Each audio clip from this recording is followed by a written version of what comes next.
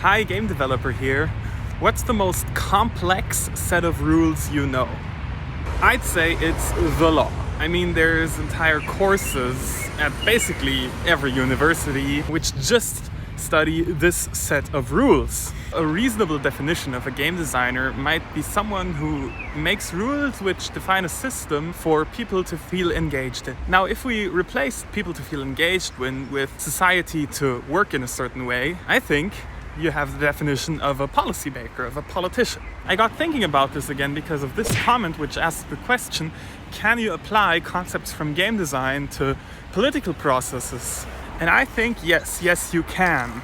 And one interesting concept is the concept of agency, thinking about how a single entity feels when navigating a system. Do you feel constrained and forced to do things, or do you feel to have agency, to be able to actually make your own decisions in the system?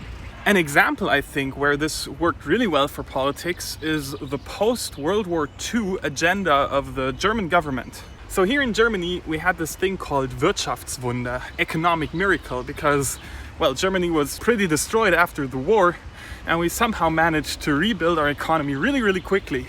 Now, this was in part, of course, due to, many reserves and machines and stuff still being left over and not destroyed in the war. But also, in my opinion, it was due to some clever policymakers considering agency when developing the laws in that area.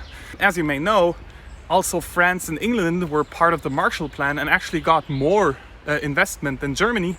Still, Germany managed to get a greater economic boom than those two countries. Instead of just giving out subsidies, the German government of the time decided to install a bank and to give out cheap loans instead.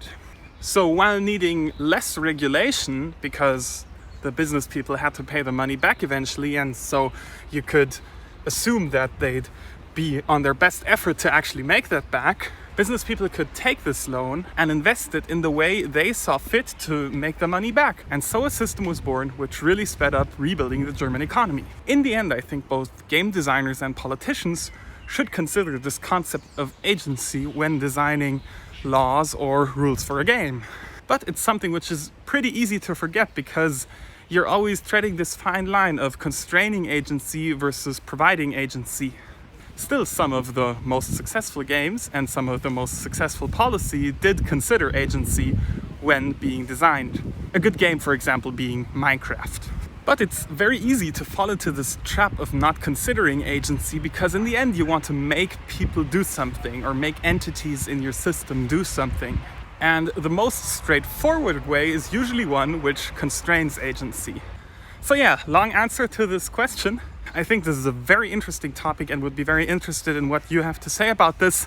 So leave a like, leave a follow, leave a comment, and let's have a good discussion about games and politics. Bye!